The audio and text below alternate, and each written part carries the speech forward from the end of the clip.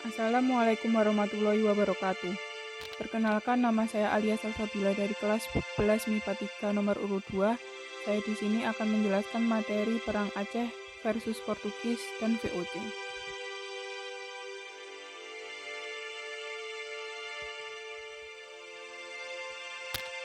Setelah Malaka jatuh ke tangan Portugis pada tahun 1511, justru membawa hikmah bagi Aceh.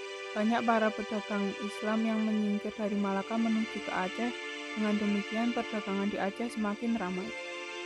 Perkembangan Aceh yang begitu pesat ini dipandang oleh Portugis sebagai ancaman. Oleh karena itu, Portugis berkehendak untuk menghancurkan Aceh. Pada tahun 1523, Portugis melancarkan serangan ke Aceh di bawah pimpinan Henriques dan menyusul pada tahun 1524 dipimpin oleh de Souza. Portugis terus mencari cara untuk melemahkan posisi Aceh sebagai pusat perdagangan. Kapal-kapal Portugis selalu mengganggu kapal-kapal dagang Aceh dimanapun berada. Tindakan kapal-kapal Portugis telah mendorong munculnya perlawanan rakyat Aceh. Sebagai persiapan, Aceh melakukan langkah-langkah antara lain. 1.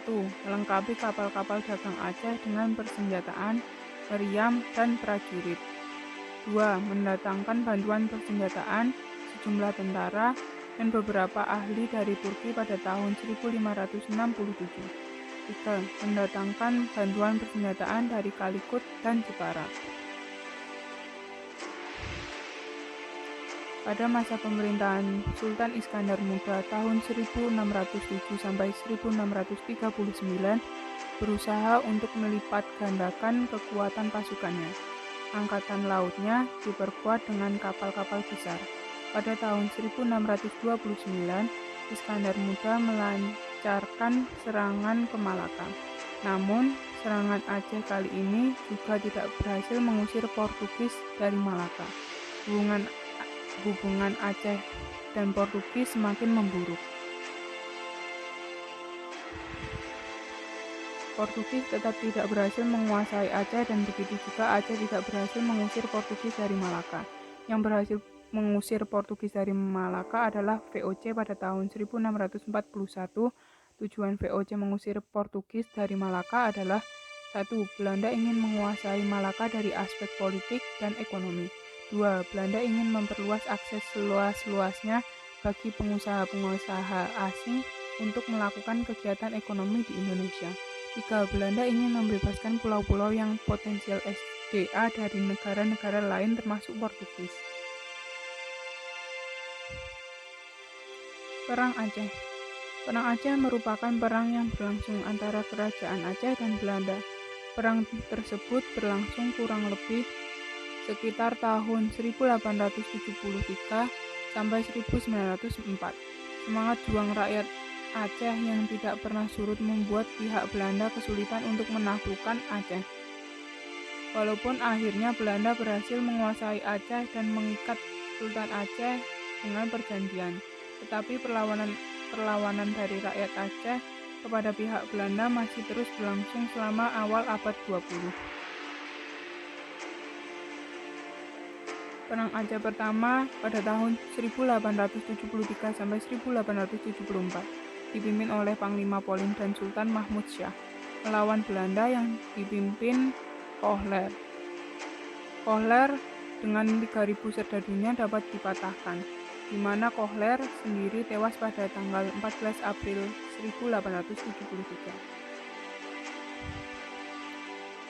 Perang Aceh kedua pada tahun 1874 sampai 1880. Pasukan Belanda dipimpin oleh Jenderal Jan van Swieten, Belanda berhasil menduduki Keraton Sultan pada tanggal 26 Januari 1874 dan dijadikan sebagai pusat pertahanan Belanda. Pada 31 Januari 1874, Jenderal van Swieten mengumumkan bahwa seluruh Aceh jadi bagian dari kerajaan Belanda. Perang ketiga pada tahun 1881 sampai 1896. Perang diwujudkan secara gerilya dan dikobarkan perang fisabilillah, di mana sistem perang gerilya ini dilangsungkan sampai tahun 1903.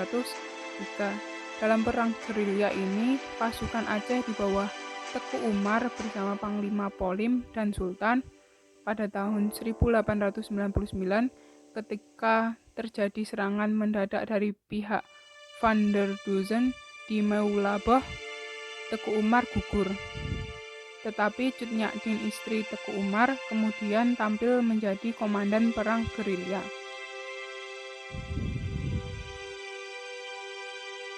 Perang keempat pada tahun 1896 sampai 1910 adalah perang gerilya kelompok dan perorangan dengan perlawanan, penyerbuan, penghadangan, dan pembunuhan tanpa komando dari pusat pemerintahan kesultanan.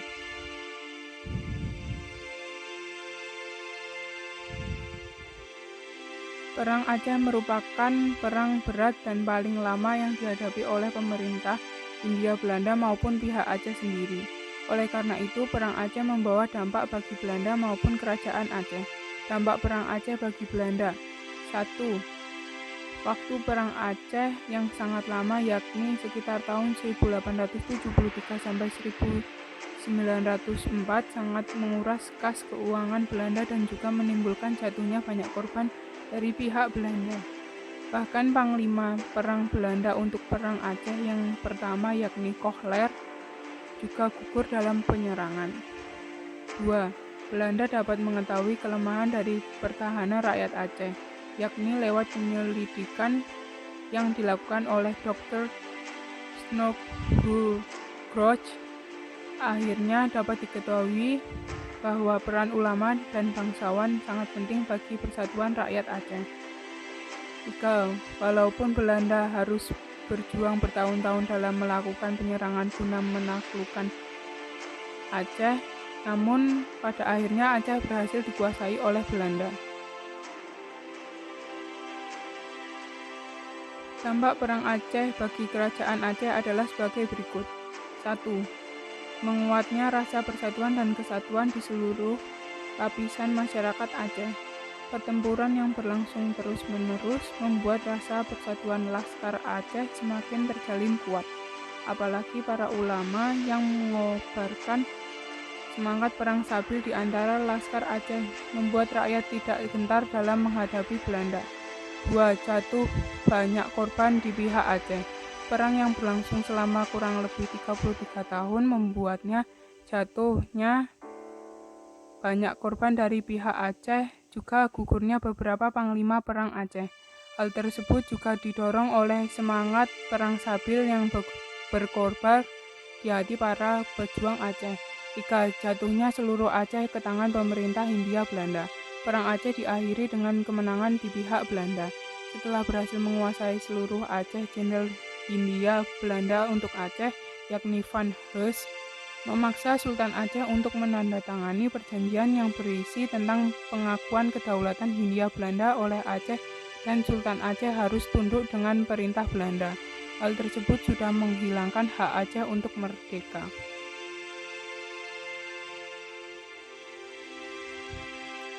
Sekian materi yang dapat saya sampaikan. Ada salah penulisan ataupun ucapan, saya mohon maaf yang sebesar-besarnya. Wassalamualaikum warahmatullahi wabarakatuh.